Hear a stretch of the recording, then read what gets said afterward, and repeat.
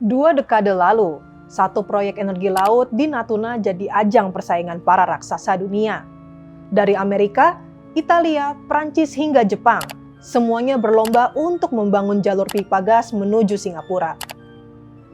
Proyek senilai ratusan juta dolar itu digadang-gadang sebagai langkah besar Indonesia menuju era baru industri migas. Tapi ada cerita lain di balik persaingan tender internasional itu. Bob Hasan, pengusaha kayu sekaligus kroni dekat Soeharto saat itu, justru digusur dari tender yang nyaris dia kuasai. Kondisi ini terekam dalam surat kabar Bisnis Indonesia pada 26 Mei 1999. Judulnya singkat tapi syarat makna. Bob digusur, McDermott menang tender. Berita itu menandai kemenangan PT McDermott Indonesia, anak perusahaan dari korporasi asal Amerika Serikat, dalam tender proyek pipa gas Natuna Barat, Singapura. Proyek energi ini jadi salah satu yang terbesar di penghujung 1990-an, senilai 335 juta US dollar.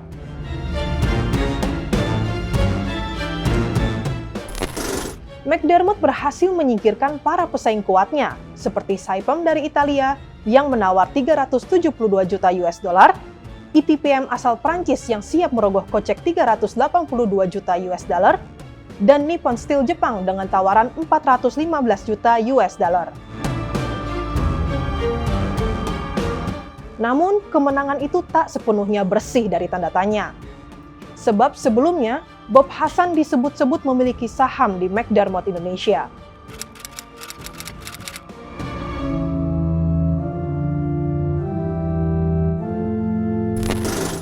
Ketika proyek besar ini akhirnya dimenangkan McDermott, saham Bob dikabarkan sudah tidak ada lagi.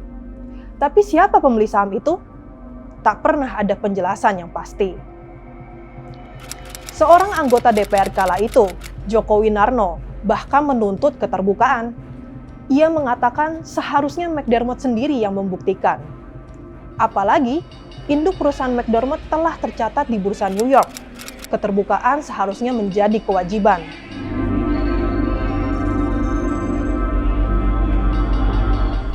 Proyek ini memang strategis, dirancang untuk menyalurkan 325 juta standar kaki kubik gas per hari ke Singapura mulai 2001. Konsorsium yang memimpin proyek ini adalah Conoco Indonesia Incorporation bersama Premier Oil Natuna Sea Limited dan Gulf Resource atau KAKAP Limited.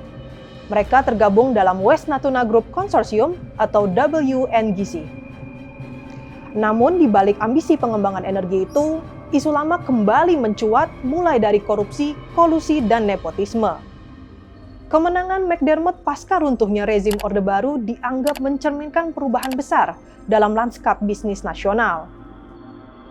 Sebab Bob Hasan bukan sekedar pengusaha kakap, tapi juga simbol pebisnis yang berada di lingkar kekuasaan Soeharto. Kedekatan itu sudah berlangsung lama.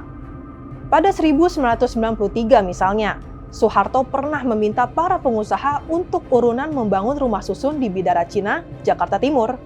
Bob termasuk yang pertama bersedia. Di proyek rusun yang saat itu dianggap bentuk kesetiakawanan nasional, Bob bersama 24 pemodal lainnya menyumbang hingga 12,5 miliar.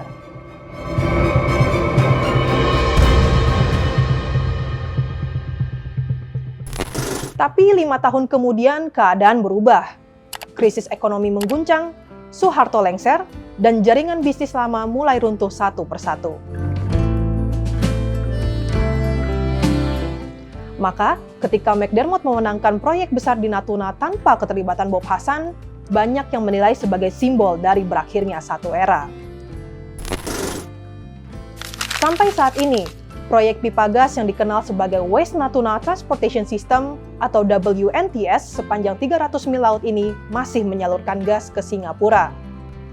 Operatornya, ConocoPhillips menguasai sekitar 40% hak partisipasi Blok Natuna, termasuk pengelolaan jaringan WNTS.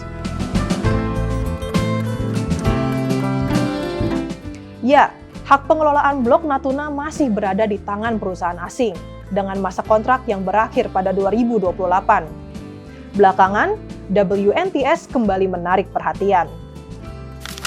Presiden Prabowo memerintahkan PT PLN Energi Primer Indonesia membangun sambungan pipa baru dari WNTS ke Pulau Pemping di Kepulauan Riau. Proyek itu ditargetkan beroperasi pada Desember 2025 untuk memperkuat pasokan energi domestik demi kemandirian energi nasional.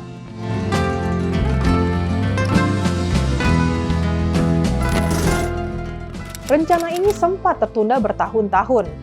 Awalnya dikerjakan oleh PGN pada 2016, tapi dialihkan ke PLN karena progres yang dianggap lamban. Saat ini, PLN telah membangun sebagian besar infrastruktur dari Pulau Pemping ke Batam untuk mempercepat aliran gas dalam negeri, bukan hanya untuk negara tetangga.